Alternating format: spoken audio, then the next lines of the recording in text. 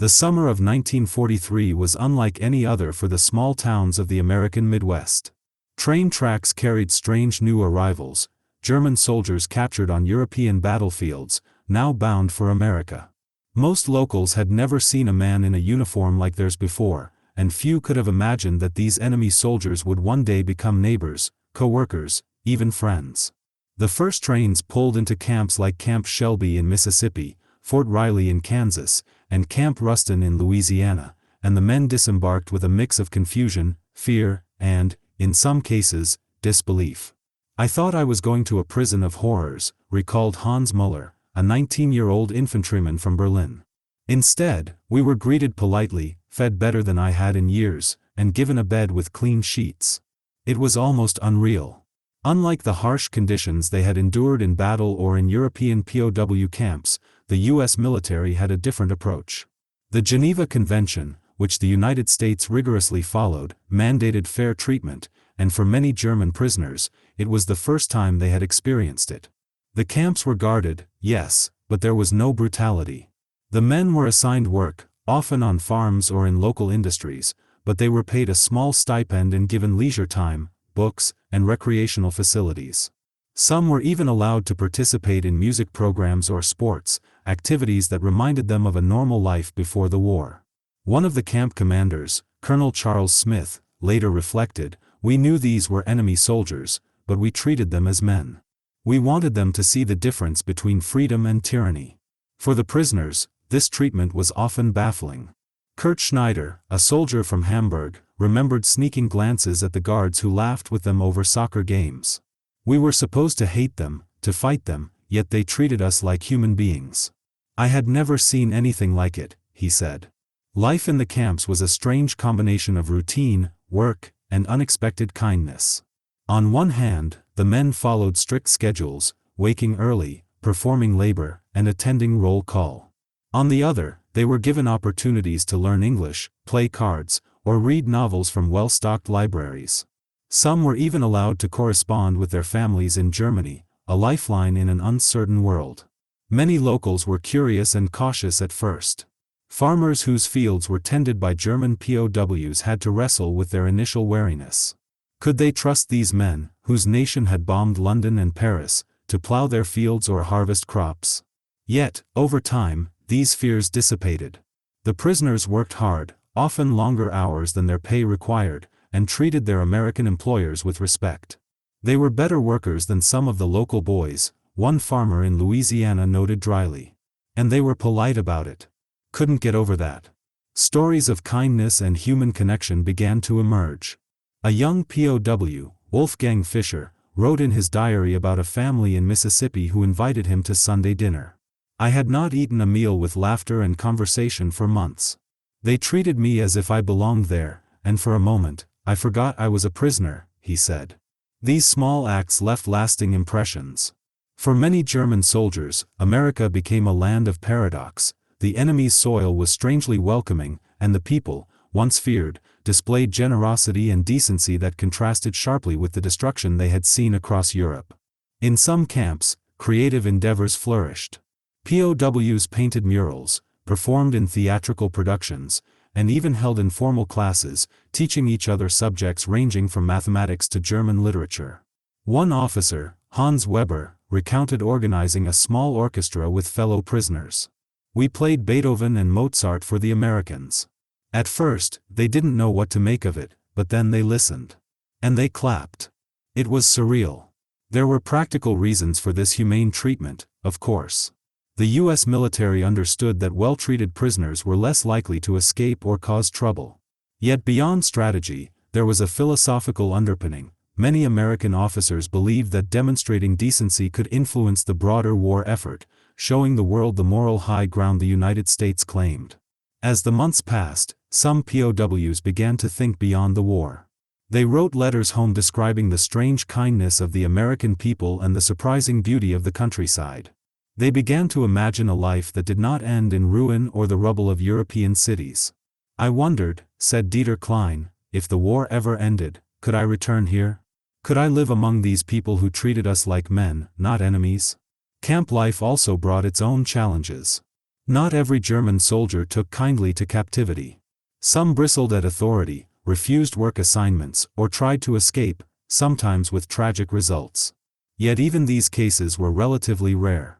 Most adapted quickly, understanding that resistance only made life harder. Letters and memoirs of former POWs frequently mention the respect shown by American medical staff. Soldiers injured during work assignments or suffering from illness received treatment comparable to that of American troops. "I had a leg infection," remembered Fritz Bauer. "They put me in a proper hospital, tended to me with care. I couldn't believe it. Back home, a simple infection could kill you if you didn't have money." In towns near the camps, civilians also began to interact with POWs, and cultural exchanges happened naturally. Children waved at the prisoners on the train to the fields. Some townspeople offered bread or candy, despite rationing at home. Local schools sometimes held programs where POWs performed music or recited poetry, fostering an atmosphere of cautious familiarity. The war's distant violence contrasted starkly with this serene, structured, and surprisingly humane environment. When Allied forces invaded Normandy and pushed through France, some POWs in America felt a mixture of guilt and relief. They were safe, far from the front lines, yet their friends and family in Germany were in peril. Letters from home often painted grim pictures of bombed cities and shortages, deepening the sense of alienation. Yet in these camps, bonds grew. Soldiers who had been enemies of the United States began to understand its people as individuals rather than faceless foes. They debated politics, swapped recipes, and taught each other skills. Hans Muller, who had arrived thinking only of escape, ended up learning carpentry and farming, skills he would later use if he ever stayed in America. As the war drew to a close, the question of repatriation loomed. Most POWs were eager to return to Germany, despite the devastation there. But a surprising number were hesitant. "I had nowhere to go," recalled Karl Richter, a 21-year-old soldier. "Germany was burning, my family scattered, and here was a place where people treated me decently. For the first time, I felt life could go on." Some Americans, too, grew fond of the prisoners. Teachers, farmers, and neighbors who had interacted with them advocated for their humane treatment, sometimes lobbying for longer stays or smoother transitions back to civilian life. When the first waves of repatriation began, it was an emotional moment. POWs who had formed attachments to American towns, fields, and people were torn between returning home and staying in a land that had welcomed them. Ships left the ports carrying men back to Europe, and farewells were marked by tears, handshakes, and promises to write. A few, however, made the extraordinary choice to stay. They petitioned the U.S. government, citing family ties formed during captivity, opportunities for work, and the chance to avoid the chaos of post-war Germany. These requests were rare, but in some cases, approved. Former POWs settled in small towns across the Midwest and South, bringing their skills, work ethic, and stories with them. They married American women, raised families, and became active members of their communities. Their neighbors often marveled at the transformation. Former enemy soldiers had become trusted citizens. Over time, the narrative of German POWs in America took on a larger meaning.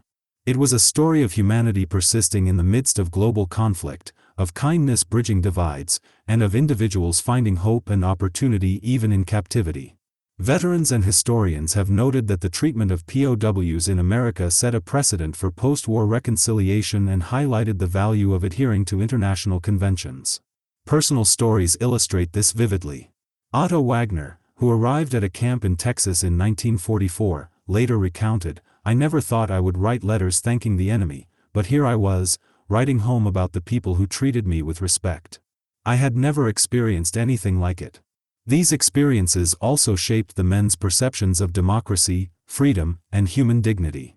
Many former POWs became advocates for peace, sharing their stories to illustrate how humane treatment could change hearts and minds. They spoke of the irony that a nation they had once fought against could inspire them with decency and opportunity.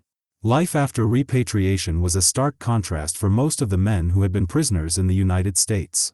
Germany lay in ruins, cities reduced to rubble by relentless bombings, and families scattered across devastated towns. For those who had spent years in U.S. camps, the transition was jarring. "I returned to Hamburg, and it was nothing like I remembered," said Heinrich Bauer, who had worked on farms in Louisiana. There were no shops, no clean streets, no laughter. Just debris and silence. I wished sometimes I could go back to the fields in Mississippi. Many former POWs found that the skills and experiences they gained in America shaped their post-war lives profoundly. Carpentry, farming techniques, and industrial work were areas where they had learned practices far more advanced than what was available in war-torn Germany. Some used these skills to rebuild their homes or start small businesses, while others dreamed of returning to America permanently. One man, Joseph Klein, recounted, "I had learned to fix tractors and drive trucks in Texas. Back home, there was nothing like that. I kept thinking, maybe I should try to go back. Maybe life there could be better." The U.S. government eventually facilitated the repatriation of the majority of POWs, but it could not stop the enduring connections formed between the prisoners and the local communities. Many Americans had visited the camps, witnessed the humane treatment firsthand, and were struck by the prisoners' gratitude. Letters and testimonials from former prisoners often arrived months after the war, describing longing to return to the country that had treated them with dignity. Some stories of friendship were particularly striking. In Mississippi, a young POW named Klaus Richter became close friends with the local farmer he worked for, Mr. Thompson. When it came time to leave, Mr. Thompson gave Klaus a small gift, a leather-bound journal. "He told me to write my story, to remember that not all men are enemies," Klaus said. "I still have that journal. It reminds me every day of what humanity can look like." For the POWs who decided to return permanently, the journey was complex. They had to apply for visas, demonstrate employment opportunities, and often start from scratch in a country where they had no family. Yet, for those who succeeded, the reward was immense. Communities gradually accepted these former soldiers as citizens, neighbors, and co-workers. A remarkable number of them integrated seamlessly, blending their European heritage with American traditions. The integration was aided in part by their work ethic. Americans who knew the men attested that they were diligent, polite, and eager to contribute. These traits made them valued members of their communities, especially in the years following the war, when labor shortages were common. Maria Huber, who married a former POW named Ernst, reflected on their early days together. "We were married in 1948. People thought it was strange at first, but Ernst was kind, hardworking, and respectful. Soon enough, everyone accepted him. He became one of us." Many former POWs also became cultural ambassadors, introducing German cuisine, music, and traditions to the communities they joined. In small towns, it was not uncommon to find German-style festivals or music clubs that had their origins in POW camps. Cultural exchanges enriched local traditions and helped heal wartime divisions. One former POW, Wolfgang Becker, who settled in Kentucky, recalled teaching local children to play Beethoven on the piano, an activity that bridged age, nationality, and former enmity. "They laughed when I tried to sing in German," Wolfgang said, "but they listened and learned. It was our little peace offering." The story of POWs in America also highlights an important aspect of war: the human capacity for forgiveness and adaptation. Despite having fought against the United States, many of these men came to appreciate the kindness shown to them, and in turn, contributed positively to American society. Some wrote memoirs and gave interviews decades later, emphasizing that the way they were treated as prisoners profoundly changed their worldview. Friedrich Lang, a former POW who became an engineer in Illinois, stated in a 1975 interview, "I never forgot the men who guarded us with fairness, who treated us like people. That experience taught me that respect and decency can exist even in times of war." The camps themselves were remarkable for their organization and structure. They were surrounded by barbed wire and guarded, of course, but there was a surprising degree of freedom within. Soldiers could walk certain areas unaccompanied, participate in clubs, and engage in educational activities. Some camps even had power-on newspapers, giving prisoners a voice and a sense of normalcy. In Kansas, for instance, a camp newsletter reported on baseball games between German POWs and local youth. "We didn't have to fight each other every day," said Ludwig Meyer, a pitcher in the makeshift team. "Sometimes we laughed, played, and forgot the war was happening." Many former POWs remembered the role of American guards, not just as supervisors but as mentors and sometimes friends. Private First Class John Reynolds, stationed at a Louisiana camp, was known for teaching German POWs how to drive tractors safely. I didn't see them as the enemy, I saw them as men in a bad situation, Reynolds later recalled. They learned quickly, and some even helped me improve my own skills. Food and accommodation were consistently cited as extraordinary by the prisoners. Mess halls served meals that were nutritionally sound and often generous by wartime standards. We ate more in a day than I had in a week back home, said Hans Schreiber. And the food was clean, plentiful. I never went hungry, never feared sickness from bad meals. Medical care was equally attentive. POWs suffering from injuries or illnesses received prompt treatment, and hospitals were well equipped. This attention to health was remarkable given the scarcity of medical resources in Europe at the time. The psychological impact of this humane treatment cannot be overstated. Many prisoners who had witnessed the horrors of war found a sense of dignity and calm in the structured, fair environment of the camps. They wrote letters home describing their experiences, sometimes asking their families to consider sending siblings to America if circumstances permitted. Leisure activities also played a critical role in maintaining morale. Chess, soccer, music, theater, and reading were widely encouraged. Prisoners formed small orchestras, theatrical troupes, and sports teams, all under the watchful yet permissive eye of the camp staff. This approach helped prevent unrest and fostered a sense of community. In some cases, POWs were able to work directly with local civilians. Farmers, factory owners, and townspeople witnessed firsthand the men's diligence and character. Over time, mutual respect developed. I never imagined I would shake hands with a former German soldier and feel no fear, said Mary Collins, a teacher in Mississippi. But they were polite, hard-working, and honest. We learned to trust them. Letters, diaries, and oral histories reveal that many POWs considered their time in America a turning point. They experienced kindness where they expected cruelty, opportunity where they expected confinement, and connection where they expected isolation. For some, these experiences planted the seed of a life beyond Germany, a life they would eventually pursue once opportunities arose. By 1946, as the war formally ended and repatriation accelerated, a few POWs petitioned to stay in the United States. They cited economic devastation in Germany, personal relationships, and a desire to live in a country that had shown them respect. Approval was selective but not impossible. Those who remained often became prominent figures in their communities, blending the resilience learned in war with the work ethic and social integration encouraged in the camps. One of the most remarkable aspects of this story is the emotional honesty of the former prisoners. Letters often express a combination of awe, gratitude, and disbelief at the generosity of Americans. "We were supposed to hate you," wrote one soldier, "but I cannot. You treated me like a man, and I will never forget it." These words were echoed in countless memoirs and interviews across decades. Families who accepted former POWs often recounted the same sentiment. Children grew up alongside men who had once been their country's enemies but became mentors, neighbors, and family friends. Communities absorbed the POWs into everyday life, creating bonds that lasted generations. In retrospect, the presence of German POWs in America during World War II stands as a testament to the potential for humanity even amidst global conflict. Where brutality and suffering could have defined their experience, fairness, kindness, and opportunity prevailed. For many prisoners, America was not just a place of captivity but a place where life, in some small measure, could continue with dignity. Some former POWs who stayed in the United States went on to remarkable lives, blending their European heritage with the opportunities they found in small American towns. One example was Friedrich Hartmann, who settled in rural Kansas.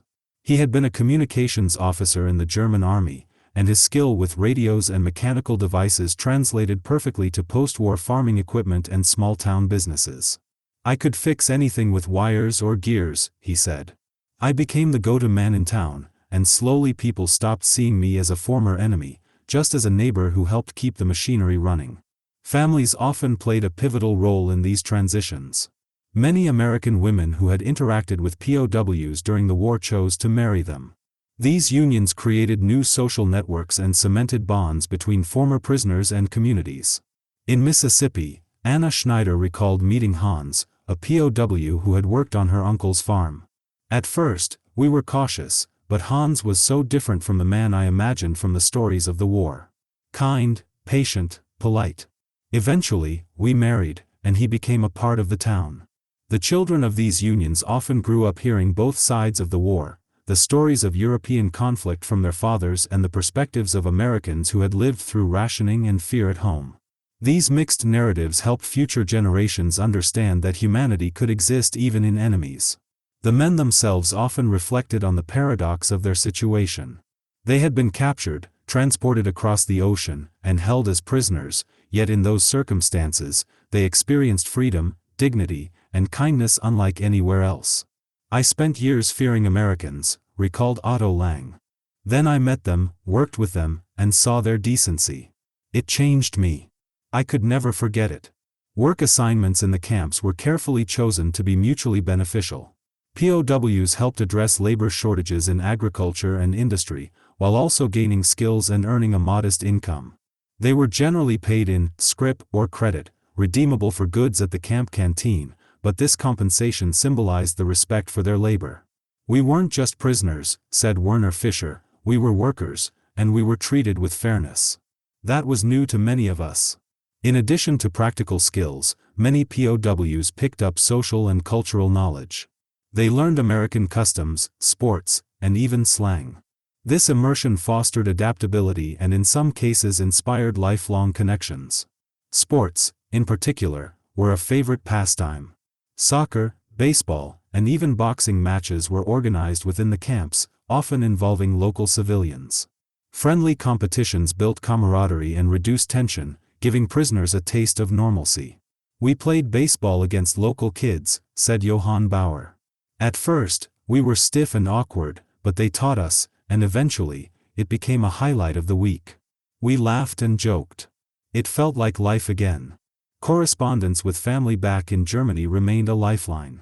Letters detailed daily routines, meals, and camp life, often emphasizing the surprising kindness of the Americans.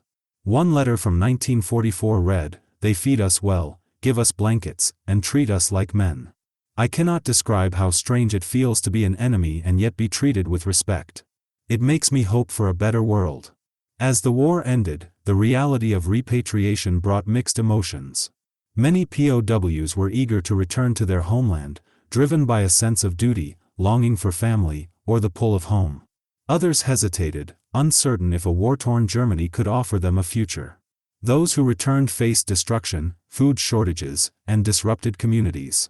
Cities like Dresden, Hamburg, and Berlin were reduced to rubble, and returning soldiers had to navigate a society struggling to rebuild.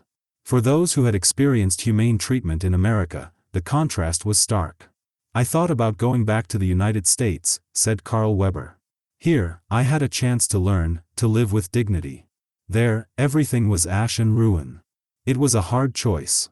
A remarkable number chose to return to the United States legally.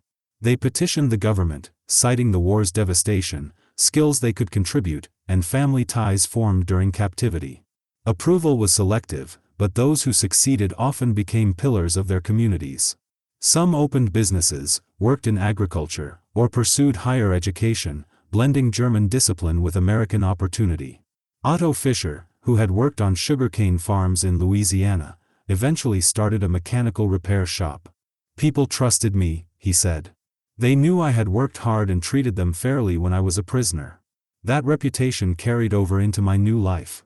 Communities themselves benefited from this integration. Former POWs introduced new ideas, agricultural techniques, and cultural traditions, enriching local life. German-style recipes, music, and holidays became part of everyday culture in towns where POWs had worked and settled. Beyond individual success, the story of German POWs in America influenced broader historical perspectives.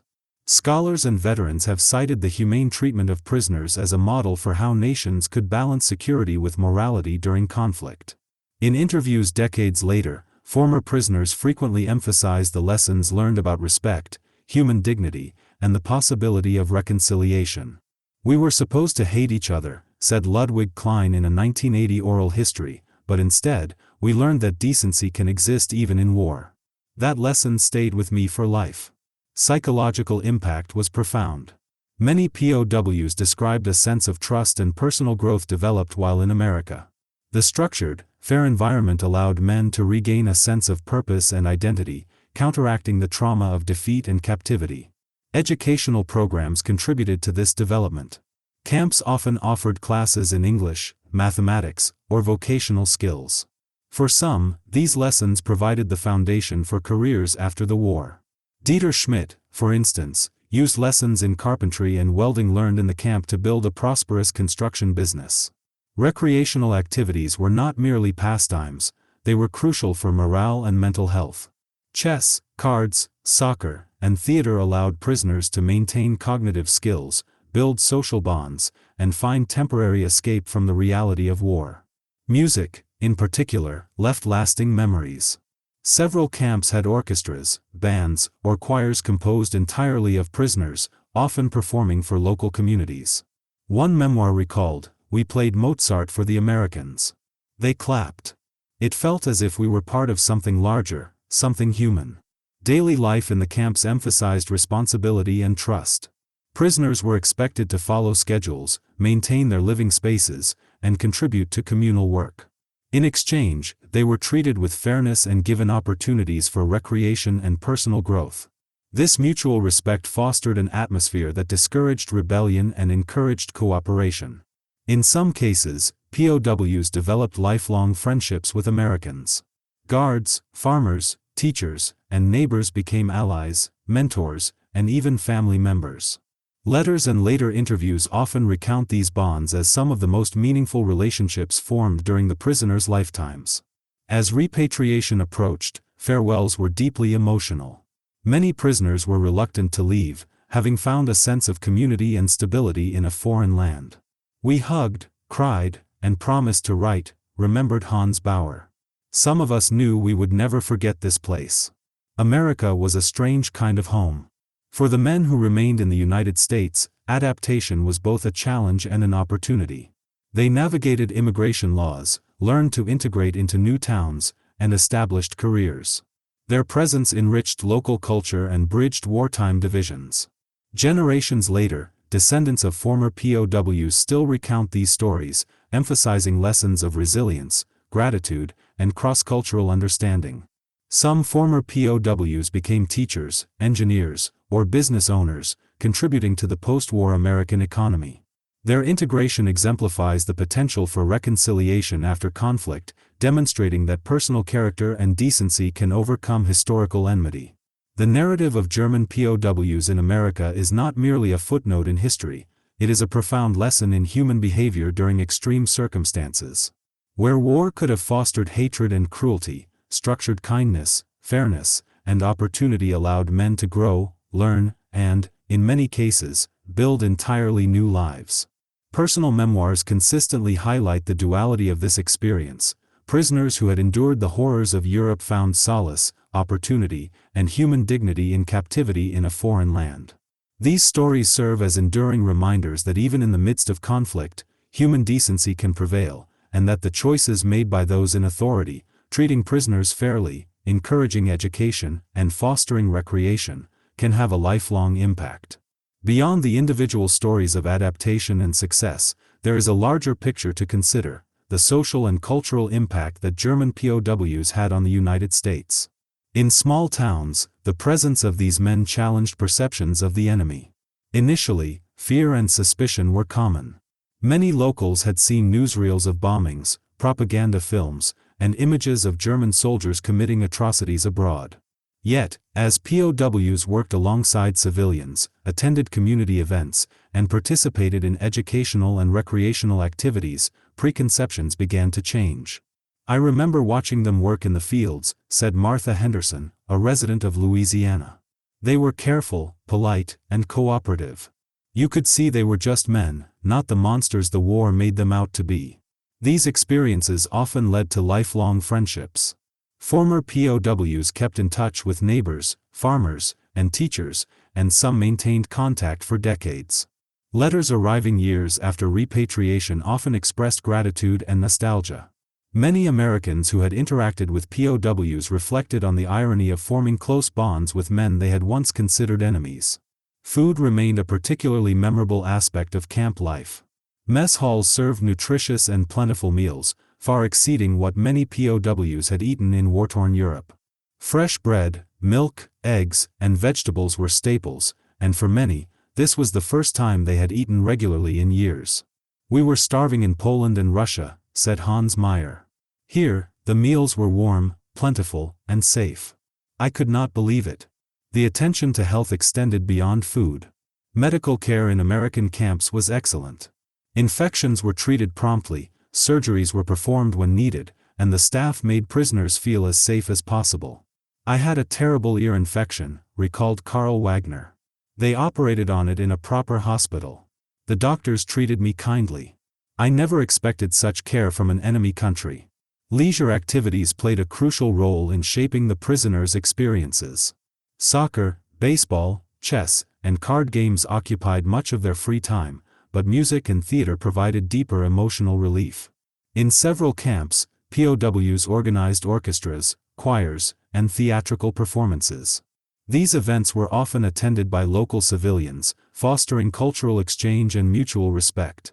Ludwig Hoffmann, a violinist, remembered playing in the camp orchestra. "We performed Beethoven and Brahms for the Americans. I could see their faces light up." Music connected us beyond nationality and war. Educational programs were also widely available.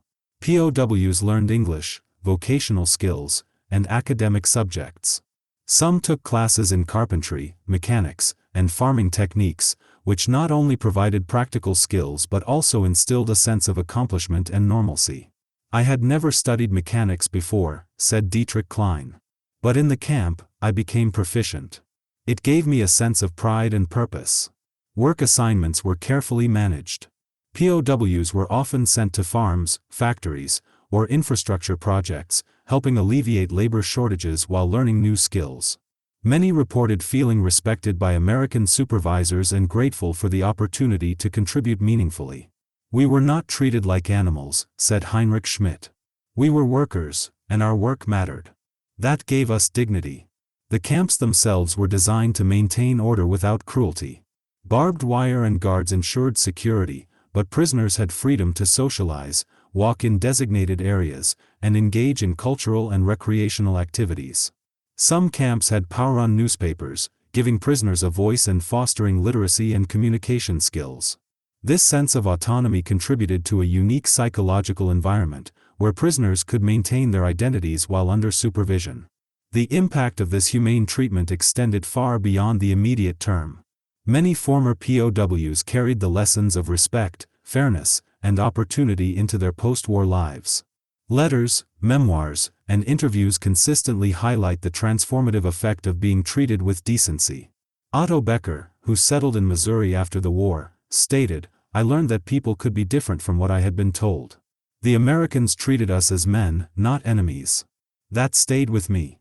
I wanted to live by those values."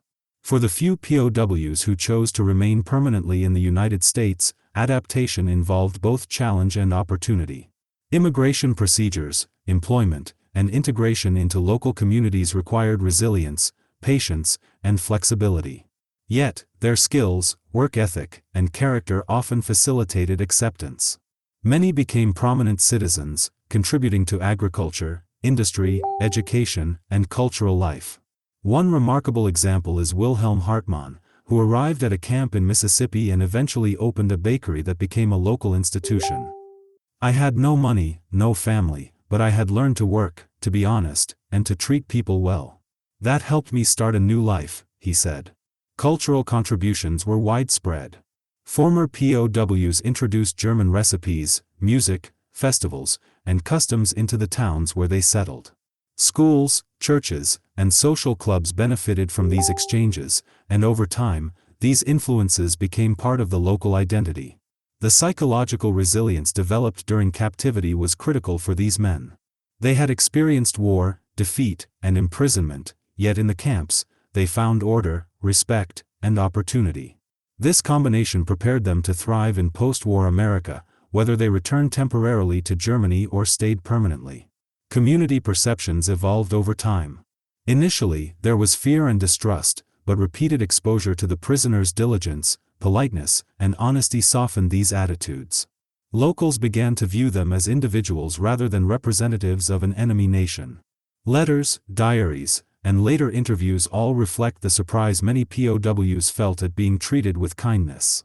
"We were supposed to be hated," said Carl Fisher. "Instead, we were fed, clothed, taught, and treated as human beings.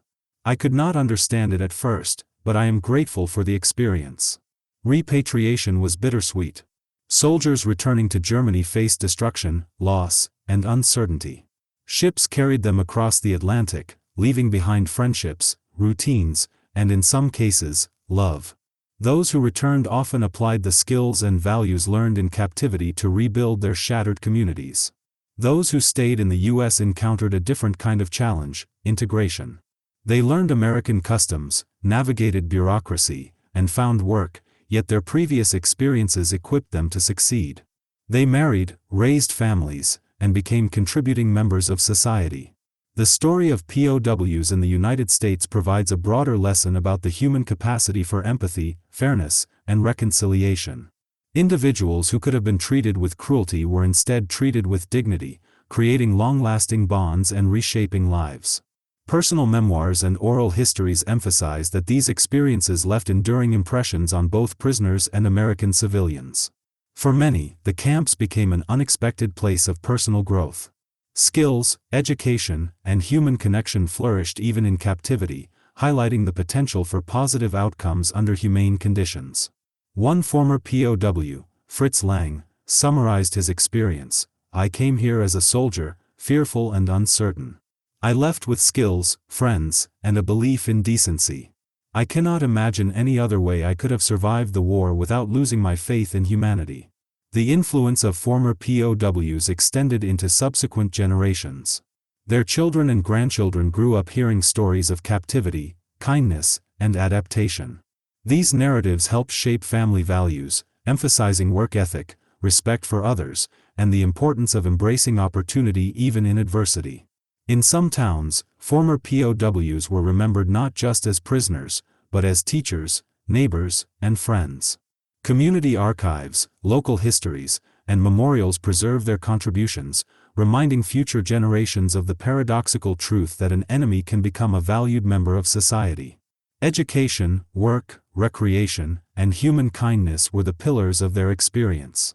While the broader war wrought destruction and loss, the humane treatment of prisoners demonstrated a moral high ground, reinforcing the principles of the Geneva Convention and American values. Former POWs often reflected on this with gratitude. "I did not expect mercy or respect," said Ludwig Wagner. "Yet that is what I found. It changed my life, and I hope I lived in a way that honored that kindness." Stories of friendship, adaptation, and success remain central to understanding the POW experience in America.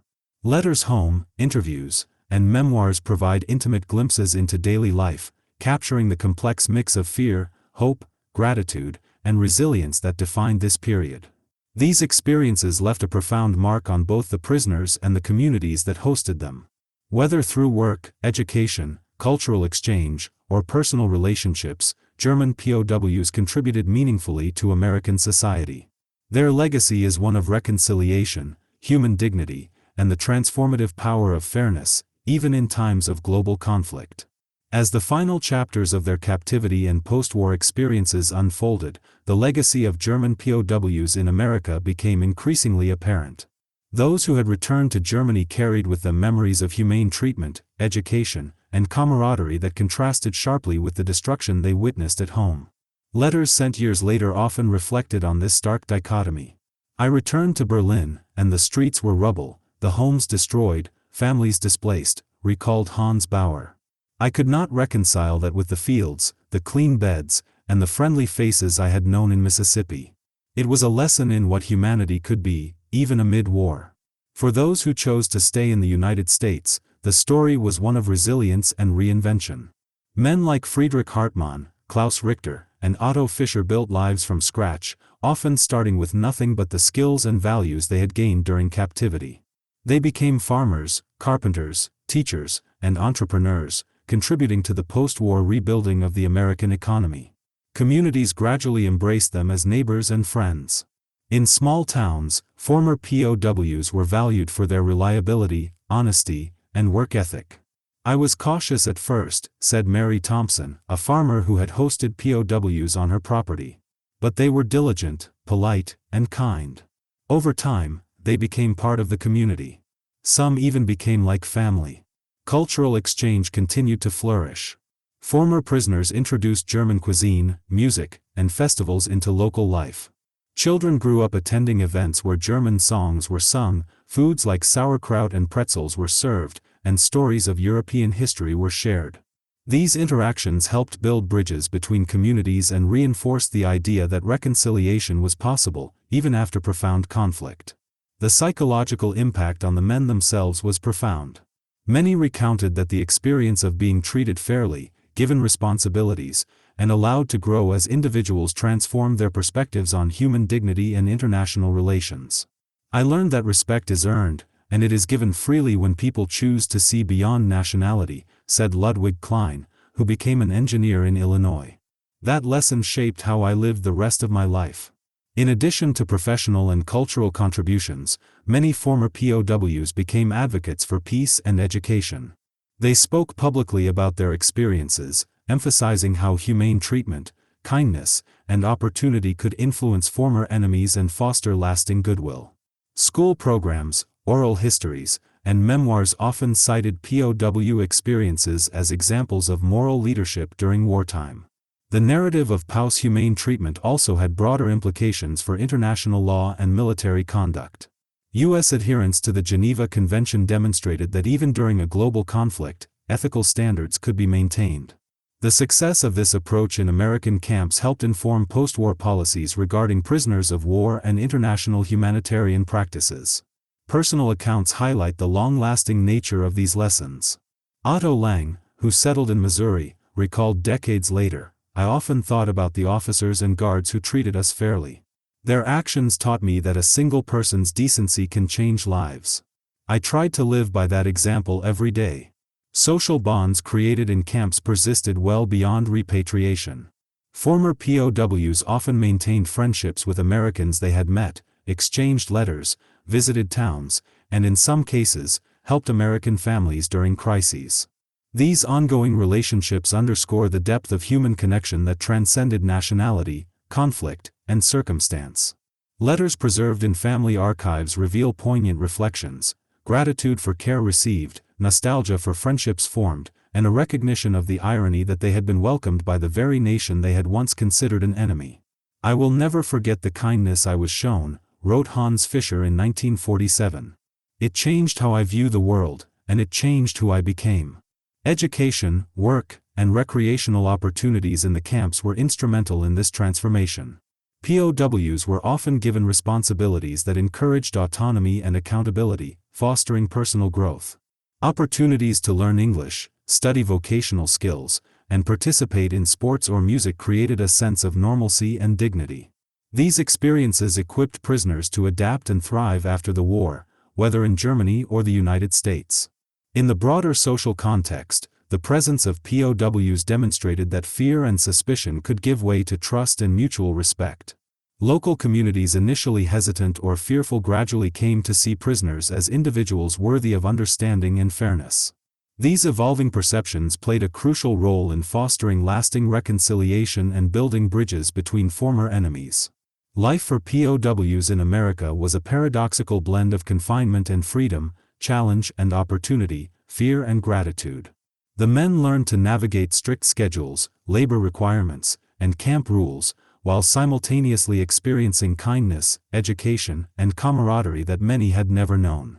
This duality left lasting impressions on character, values, and life trajectories. For those who remained in the United States, integration often led to remarkable contributions to local economies, cultural life, and social cohesion. Communities benefited from the skills, work ethic, and traditions that former POWs brought with them, while former prisoners gained stability, opportunity, and a sense of belonging. Over decades, the stories of German POWs in America continued to inspire historians, educators, and the public. Oral histories collected in the 1970s and 1980s revealed that the experience left enduring impressions of human decency and moral responsibility. Former POWs consistently emphasized the importance of fairness, respect, and opportunity in shaping lives, even amid the backdrop of war. Memoirs like those of Hans Müller, Otto Becker, and Ludwig Klein serve as living testimony to the transformative power of humane treatment. They recount meals shared with guards, games played with local children, skills learned in vocational programs, and friendships forged across cultural divides. In every account, the recurring theme is one of respect, decency, and the enduring possibility of reconciliation. By the 1950s, the descendants of former POWs had begun to solidify their place in American society. Families were established, businesses flourished, and communities embraced the cultural contributions of these men. Their stories became part of local histories, commemorating both the wartime experience and the post-war integration that followed. The legacy of German POWs in America is multifaceted. It encompasses personal transformation, community enrichment, cultural exchange, and the affirmation of ethical treatment during war. Letters, memoirs, and oral histories collectively reveal the profound impact of humane treatment on prisoners' lives, highlighting lessons in dignity, resilience, and reconciliation that resonate to this day. Many former POWs reflected on the extraordinary nature of their experience. "I came here as a soldier, fearful and uncertain, expecting misery," recalled Fritz Lang. "Instead, I found opportunity, education, and respect. It changed who I am. I am grateful every day for the chance I was given." The enduring impact of these experiences is visible not only in the lives of former POWs but also in the communities that hosted them. Cultural enrichment, economic contributions, and social bonds endured for generations, demonstrating the long-term value of fair and humane treatment. Ultimately, the story of German POWs in the United States offers profound lessons about humanity in the context of war. Even amid global conflict, acts of decency, structured opportunities, and personal respect can transform lives, foster reconciliation, and leave a lasting legacy. Former prisoners and American civilians alike were changed by these experiences, illustrating that the choices made in captivity, treating prisoners with dignity, encouraging personal growth, and fostering trust, can have effects that span decades. In reflecting on this history, one finds remarkable testimony to human resilience, adaptability, and the power of kindness. Soldiers who arrived as enemies departed as transformed individuals, carrying with them lessons of fairness, opportunity, and cross-cultural understanding that influenced their own lives and those of their families. The enduring stories of these men serve as reminders that even in the darkest times, humanity can prevail, bridging divides created by war and forging connections that last across generations. Some chose to settle permanently in America, marrying, raising families, and becoming active members of their communities. Others returned to a devastated Germany but carried with them a memory of decency and hope that influenced their rebuilding efforts. Collectively, these experiences form a unique chapter of history, demonstrating that humane treatment and moral leadership can profoundly shape individual lives, communities, and the broader course of post-war reconciliation. Whether through work, education, recreation, or personal relationships, German POWs in America were given the tools to not only survive captivity but to thrive beyond it. Their legacy remains a testament to the transformative power of respect, kindness, and opportunity, reminding us that even in times of conflict, human dignity can endure, and former enemies can become lifelong friends, neighbors, and contributors to society.